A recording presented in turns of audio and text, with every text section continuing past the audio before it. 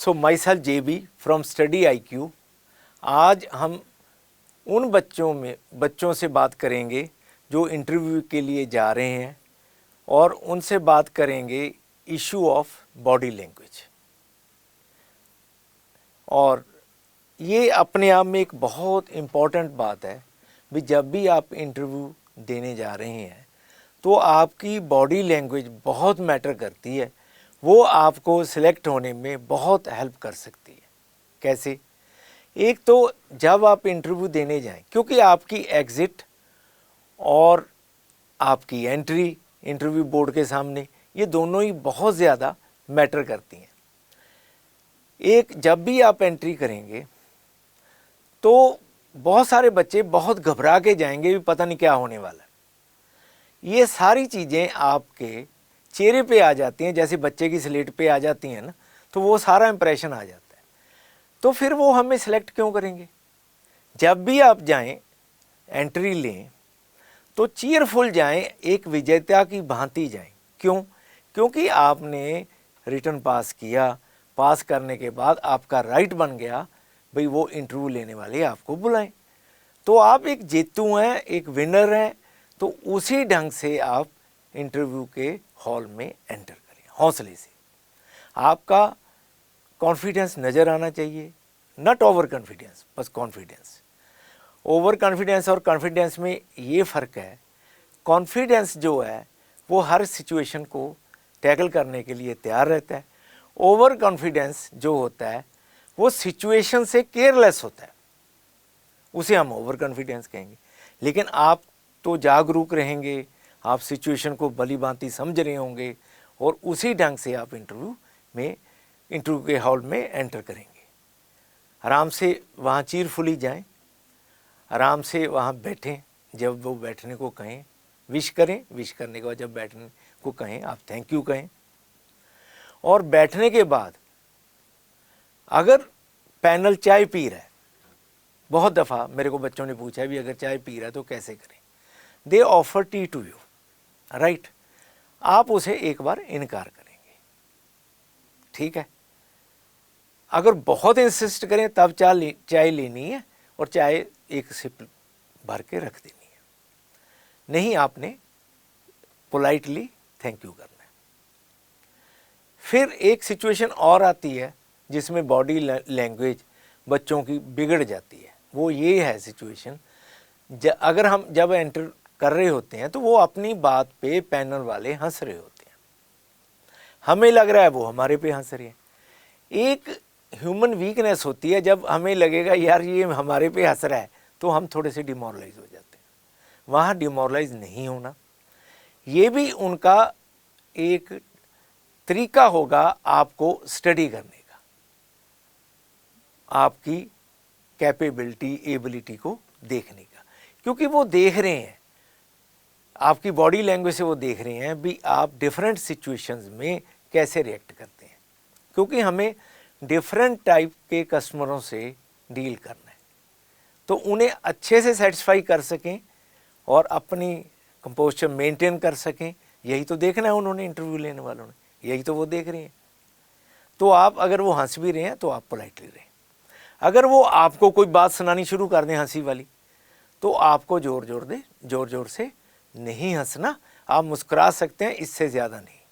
ये आपकी body language पे इस किस्म का कंट्रोल रखना अपने पे। एक मेरे से कई बच्चों ने पूछा है भी जब बात करते हैं तो ऐसे हाथ हिलते हैं। हाथ हिलाना मनुष्य का स्वभाव है, उसका एक पार्ट ऑफ हिज बिहेवियर। तो अगर थोड़े से हाथ हिलते हैं ठीक है, लेकिन उनके सामने कभी पॉइंटेड फिंगर नहीं करनी। अगर कोई आप आंसर दे रहे हैं तो कभी भी इंटरव्यू पैनल के सामने ऐसे पॉइंटेड फिंगर नहीं करनी, ये बहुत नेगेटिव है। इसे आप कंट्रोल करेंगे। आप डिस्कस कर सकते हैं, पोलाइटली कर सकते हैं, उनकी तरफ उंगल नहीं करेंगे, किसी हालत में आप उनके तरफ उंगल नहीं करेंगे, पोलाइटली आंसर करेंगे। अगर नहीं आएगा तो सर आई डोंट नो, घबराएंगे नहीं। कई दफ़ा बच्चों को वो सिचुएशनल क्वेश्चंस कोई पूछते हैं, सपोज आप उसके 2-3 ऑप्शन सोच रहे हैं, आपके चेहरे से नज़र आना शुरू हो जाता है, कभी आप सिर इधर को हिला रहे हैं, कभी उधर को हिला रहे हैं, तो ये नहीं करना। आराम से स्ट्रांगली बैठें।